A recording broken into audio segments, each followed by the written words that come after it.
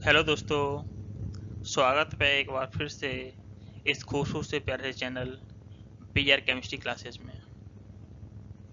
हम इस lecture series में डिस्कस कर रहे हैं कंप्लीट एनसीईआरटी को। इससे पहले हमने तीन चैप्टर के लेक्चर्स को डिस्कस कर लिया है। अगर आपने उन वीडियो लेक्चर्स को नहीं देखा है तो प्लीज़ जाइए और उन वीडियो लेक्चर को देखिए। हमने उसमें उस वीडियो में सभी चीज़ों को अच्छे से डिटेल में डिस्कस किया हुआ है। तो आज हम चैप्टर नंबर 4 यानी डी ब्लॉक और ए ब्लॉक एलिमेंट्स के बारे में डिटेल में चर्चा करेंगे। डी ब्लॉक एलिमेंट्स क्या होते हैं, ए ब्लॉक एलिमेंट क्या होते हैं, संक्रमण धातु क्या होती है, देखो ट्रांजिशन मेटल होती हैं क्या होते हैं, रंगीन क्यों होते हैं, परवर्ती ऑक्सीजन स्टेट क्यों दर्शाते हैं, इन सारी चीज़ों के बारे में हम डिटेल से आज चर्चा करने वाले हैं। और इसके बाद थोड़ा सा आपके लिए एक मैसेज है। अगर आपको इस चैनल से कुछ सीखने के लिए मिलता है तो प्लीज़ पीआर केमिस्ट्री क्लासेस को लाइक करें, फॉलो करें। ओके, नेक्स्ट चलते हैं हम इसमें अपने लेक्चर पर। D block element. ओके, तो क्या होते हैं डी ब्लॉक? ऐसे तत्व जिसमें का आखिरी इलेक्ट्रॉन डी ऑर्बिटल में क्या होता है, स्थित होता है, उसको क्या बोलते हैं, डी ब्लॉक एलिमेंट। इसमें कहाँ होते हैं पीरियोडिक टेबल में? आपको मिलेंगे 3 से लेके 12 के बीच में, है ना। ग्रुप 3 से लेके 12 के बीच में आपको डी ब्लॉक एलिमेंट मिलेंगे। इसकी मुख्य विशेषता कौन कौन सी होती हैं? एक तो क्या है, ये वेरिएबल ऑक्सीजन स्टेट दर्शाते हैं, है ना। यानी कि कंपाउंड भी कैसे होते हैं, परवशीयता आती है। ये अधिकांशतः कैसे होते हैं, रंगीन होते हैं, कुछ रंगहीन होते हैं। कैटालाइटिक गुण ये अक्सर विभिन्न रासायनिक अभिक्रिया में कैटालिस्ट के रूप में उपयोग किए जाते हैं। कैटालिस्ट के रूप में आप कैटालिस्ट को आप जानते हैं, कैटालिस्ट वही होता है जो किसी अभिक्रिया की दर को बढ़ा देता है। डिओक्सिडेटॉक्स को अक्सर पूरी तरह से नहीं होती, है ना। उदाहरण कौन कौन से इसके, इसको आयरन, तांबा, निकल, कोबाल्ट और जिंक, इसके महत्वपूर्ण क्या है, उदाहरण है। इसके बाद नेक्स्ट स्लाइड पे चलते हैं। ए ब्लॉक एलिमेंट यानी इनर ट्रांजिशन एलिमेंट क्या होते हैं? ये जिनका इलेक्ट्रॉन आखिरी इलेक्ट्रॉन एफ ब्लॉक में जाता है, एफ सेल में जाता है, उसको एफ ब्लॉक एलिमेंट्स बोलते हैं, है ना। ये कहाँ मिलेंगे आपको पीरियोडिक टेबल में? तो देखिए आप कहाँ मिलेंगे, लेंथिनाइट। ये दो टाइप से होती है ना, एक लेंथिनाइट, एक एक्टिनाइट। देखो एक मिलेगा लेंथिनाइट 57 टू 71 तक मिलेगा। एक्टिनाइट कहाँ मिलेगा आपको, जिनका परमाणु क्रमांक 89 से 103 तक होता है। इसकी विशेषताएं मुख्य होती हैं, कौन कौन सी होती हैं? सामान्य रासायनिक गुण, इनका इलेक्ट्रॉन विन्यास समान होने के कारण इनके रासायनिक गुण एक जैसे होते हैं। मतलब इनका सामान्यतः इनका गुण एक जैसा होता है ना। इसके क्या होते हैं, उच्च गलनांक और घनत्व, यानी ये हाई मेल्टिंग पॉइंट होता है और डेंसिटी इसकी हाई होती है। एक्टिनेट्स में क्या होता है, एक्टिनेट्स देखिए क्या होती हैं, ये रेडियोएक्टिव होती हैं, है ना, अधिकांशतः रेडियोएक्टिव होती हैं, इनकी जटिल संरचना होती है। ओके, नेक्स्ट स्लाइड पे चलते हैं।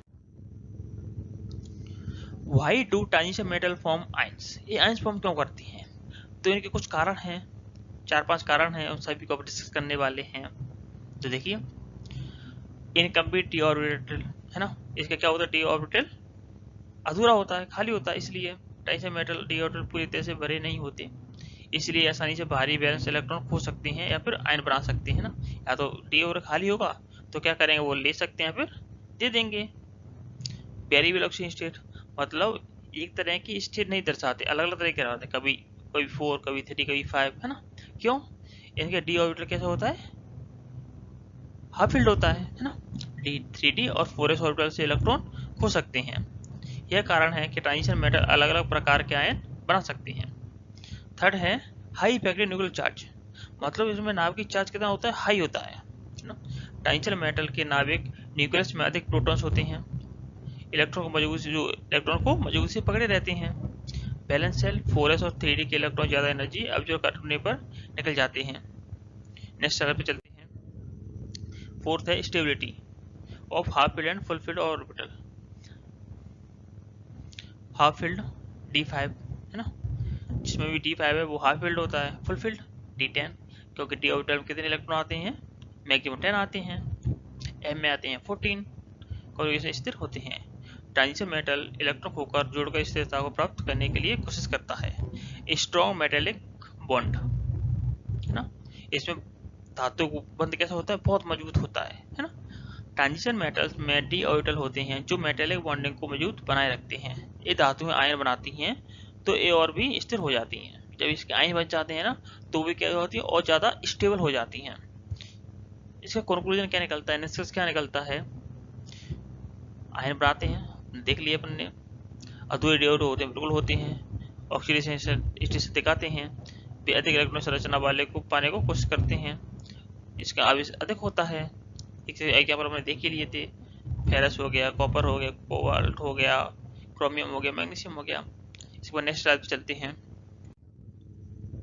हमने इसमें 3D सीरीज के क्या पूरे इलेक्ट्रॉन कॉन्फ़िगरेशन यानी इलेक्ट्रॉनों के विन्यास को दर्शाया गया है। आप इसको अच्छे से पढ़ लेना है ना। इसकी एक ट्रिक भी होती है, विक्रम शक्ति है ना, इस तरह से होती है।